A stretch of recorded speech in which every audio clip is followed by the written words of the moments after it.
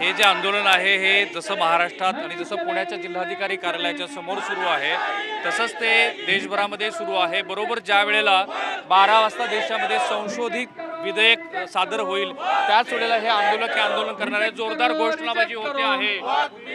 काय मागणं काय अजून तर अधिवेशनात सादर पण नाही झालेलं विधेयक। त्याच्यामध्ये जे आहे वर्क बिल संदर्भात जे आहे यापूर्वी जे टेबल केलं होतं त्याच वेळेस भरपूर काही ऑब्जेक्शन रेस केले होते। जसे की 3 मुद्दे सांगा पटपट। त्याच्यामध्ये वर्क बाय यूज जे आहे ते आहे, त्यानंतरनं जे इतर समाजाचे लोक रिप्रेझेंटेटिव्हमध्ये घेतलेले आहेत प्रत्येक समाजाचे त्या समाजांनी देखरेखीखाली सगळं धार्मिक स्थळांचं मॅनेजमेंट व्हायला पाहिजे, पण हे विचित्र डिमांड आहे। त्यानंतरनं जे वक्फ करण्याची जी कंडिशन त्यांनी ठेवलेली आहे की तुम्ही 5 वर्षासाठी प्रॅक्टिसिंग मुस्लिम असायला पाहिजे, हे एकदम विचित्र आहे। दान करण्यासाठी तुम्ही धार्मिक असणं नवीन बिल अजून सादर व्हायच्या आतच तुमची घोषणाबाजी सुरू आहे। कोणाला सांगता येईल का नवीन बिल अजून आलं पण नाहीये?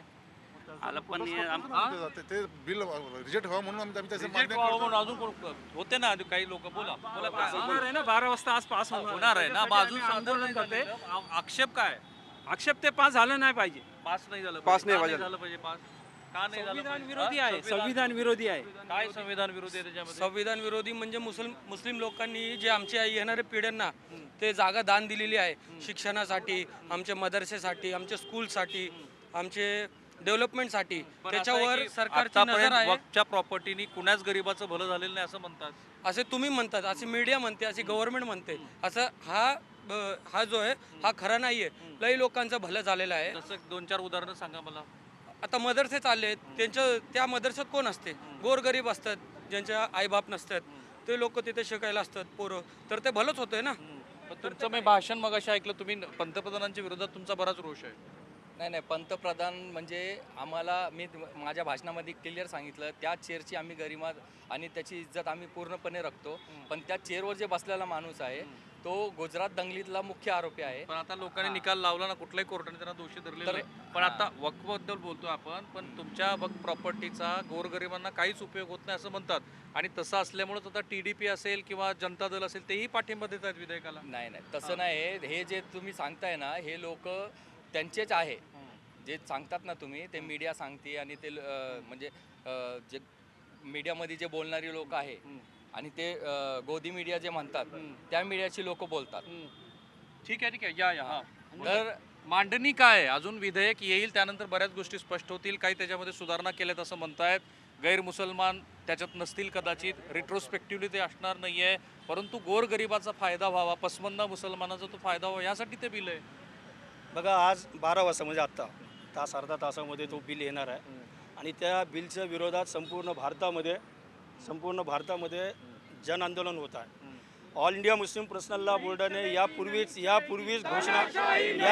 घोषणा केली होती की हे बिलचा आम्ही विरोध करतो, कारण 40पेक्षा जास्त त्याच्यामध्ये तरतुदी केलेल्या आणि त्या तरतुदी आम्हाला मान्य नाही। ऑलरेडी कुठल्या तरतुदी तुम्हाला मान्य नाहीत? मुख्यत्वे बघा, त्यामध्ये इतरही धर्मीय लोकांना त्या ह्याच्यामध्ये ट्रस्टमध्ये घेण्यात यावं असं एक अवकापमुळं भ्रष्टाचार खूप वाढलाय, कुठल्याही गोरगरिबाचा फायदा झालेला नाही, याची आकडेवारीच येतात। आता दिल्लीमध्ये एवढा घोटाळा झाला, महाराष्ट्रात सगळ्या राजकीय नेत्यांनी संपत्ती लाटली अवकाप। जरी जमीन त्यांनी लाटलेली असेल तर त्या विषयावर आमचं असं म्हणणं आहे, ते आमच्या हक्काची जमीन आहे, आमच्या बापदादांची, आम्ही त्यांचा निर्णय घेऊ ना। जर एखाद्या ट्रस्टने, मुस्लिम ट्रस्टने मुस्लिमांची जागा वक्फ जमीन बळकवली असेल त्याला तुरुंगात टाकावा, त्याबाबत त्यांनी विचार करावा। ऑलरेडी 6 लाख एकर जमीन जे आहे भारतामध्ये आणि 92,000 एकरचं जमीन महाराष्ट्रामध्ये आहे, त्या 92,000पैकी आणि 6 लाख एकर असलेल्या जागापैकी 70% जमिनीवर सरकारचा ताबा आहे। सरकारने वास्तविक पाहता त्या जमिनीबाबत बोलावा। तुम्ही नवीन विधायक आणता, त्या विधायकावर अजिबात मुस्लिमांचा विश्वास नाही, कारण 2014 पासून आपण पाहिलेलं असेल की नरेंद्र मोदी या पक्षाची भाजप आणि मोदी करतात म्हणून मान्य नाही, कारण मोदीवर विश्वास नाही। जे लोक म्हणतात की आम्ही मुस्लिमांचा विकास साथ सबका विकास म्हणतात, ते बोलण्यासाठी फक्त डायलॉग येते, सबका साथ सबका विकास। मग मुस्लिमांना आरक्षण का नाही? मुस्लिमांचे जे मॉब लिंचिंग होतात त्यांच्यावर का बोललं जात नाही? जे लोक मशिदीवर हल्ला करतात, मशिदीवर हल्ला झाला महाराष्ट्रामध्ये आता जवळजवळ किती कालची एकच घटना जालन्यातली, अर्थात ती घटना चुकीची आहे। साखरगाव आपल्या पुणे जिल्ह्यामध्येच आहे, वेला तालुक्या वेलामध्ये त्या ठिकाणी आता एक 8-10 दिवसापूर्वी तिथं घटना घडली मशिदीच्या 12 घटना घडल्या हां बारापेक्षा जास्त आहेत आणि राजापूरची घटना ठीक आहे, अनेक पण औकाफ बिलामध्ये असं म्हणतायत की या एवढी सगळी संपत्ती ताब्यात असून सुद्धा, कारण डिफेन्स आणि रेल्वे नंतर सगळ्यात जास्त जमीन ही वक्फड आहे, परंतु वक्फ स्वतःच्या कर्मचाऱ्याची पगार सुद्धा देऊ शकत नाही अशी परिस्थिती आहे. त्यामध्ये मोठ्या प्रमाणात भ्रष्टाचार आहे. आम्ही हे हे मान्य मान्य हे आम्हाला हे मान्य आहे. सरकारचं पण कंट्रोल सरकारचा कंट्रोल सरकारने समाजाला विश्वास घ्या. All India Muslim personal board देशामध्ये आहे ना आमची, आणि त्याला विशेषतः सर्व पंथाचे लोक त्याला मान्यता दिलेली आहे. त्यांना विश्वास घ्यावा, त्यांच्याशी बसावा. ठीक आहे, भ्रष्टाचार होत असेल तर त्याला आळा घालण्याचं काम करा. मग तर त्या भ्रष्टाचाराच्या नावाखाली जर जमिनी बडकण्याचं काम, लाटण्याचं काम पण आता सरकार 12 वाजलेले आहेत, बिल कदाचित संसदेमध्ये सादर पण झालेलं असेल. सादर झालेला असेल, त्याच्यावर 8 तास चर्चा होईल. आज आम्ही तुमच्या चॅनलच्या माध्यमातून बघा 240ची यांची संख्या आहे आणि 240 वर तो काय बिल पास होणार नाही. 298च्या आसपास गेलेलं हा, तर आहे. 205 टीडीपीने पाठिंबा दिलाय. TDP ने आम्ही कदाचित महाराष्ट्रातले 2 राजकीय पक्ष सर तुमच्या चॅनलच्या माध्यमातून TDP असेल, करेक्ट नितीश कुमार देशात सरकार असेल, देशात त्यांना आम्ही संसदेमध्ये विनंती करतो. कारवाई सुरू झालेली आहे. आता प्रस्ताव सादर झालेला आहे आणि वेगळ्या पद्धतीच्या प्रतिक्रिया येत राहतील. आता सादर झाला तिकडे, जरी सादर झाला तर त्याच्यावर चर्चा होणार. चर्चा झाल्यानंतर नितीश कुमार साहेब आणि चंद्रबाबू नायडू यांना आम्ही विनंती करतो की त्यांनी या बिलचा विरोध करावा. त्यांनी समर्थन पुन्हा मागे घ्यावा, कारण या दोघांचा इतिहास आहे ना पलटू चाचा म्हणून इतिहास नोंदलेला आहे. मग 2 पक्ष आहेत महाराष्ट्रातले प्रादेशिक पक्ष, त्यांची भूमिका अत्यंत महत्त्वाची असणार आहे.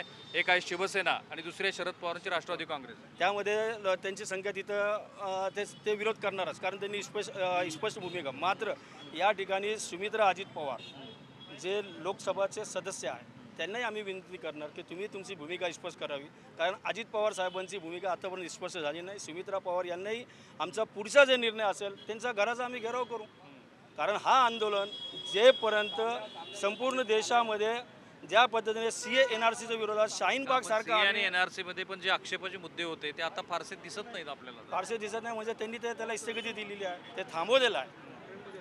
ते थांबून आता दुसरा मुद्दा आणलेला आहे, म्हणजे मुस्लिमांना चैन की जिंदगी मुसलमानांना जीना नाही, हा त्याचा मागचा त्यांचा मुख्य काय झालं?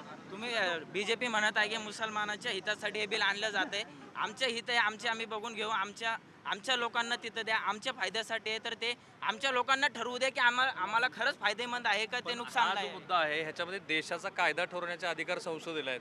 भलेही बहुमताच्या जोरावरती संसदेमध्ये ते विधेयक पास होईल, त्याच्यानंतर तो कायदा बनेल, तर ह्या अशा आर्ग्युमेंटला काही अर्थ नाही ना. राहुलजी बघा, आंदोलनामध्ये अनेक लोक सामील असतात, त्यांना नाही, ठीक आहे, पण हे मुद्दे सर्वसामान्य सर्वसामान्य लोकांचे मुद्दे आहेत. पण त्यामध्ये मुस्लिमांच्या असलेल्या मोठ्या जे संघटना आहे, जमात इस्लामी हिंद आहे, जमियत उलमा हिंद आहे, all India Muslim personal board आहे, हे सर्वसामान्य लोकांची संघटना आहे ना. सर्व लोक त्यांना मानतात, आम्ही लोक मानतात.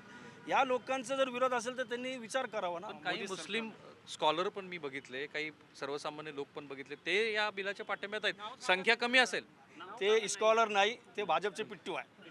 आपल्याला माहिती असेल की आता एका ख्रिश्चन धर्मगुरूंनी केरळमध्ये पाठिंबा जाहीर केलेला आहे मोदी सरकारला. तसंच अजमेर शरीफ दर्गा येथील एका ट्रस्टच्या एका जबाबदार व्यक्तीने भाजपचे पिट्टू आहे, ते त्यांच्याशी काय देणं, त्यांना कुणी ओळखत पाठिंबा नाही. देतात ते पिट्टू आहेत असं. ते पिट्टू आहे आणि त्यांना कुणी ओळखत नाही. जे संघटना मान्यता प्राप्त आहे त्या संघटनेच्या लोकांशी वास्तविक पाहता मोदी सरकारने संवाद करावा.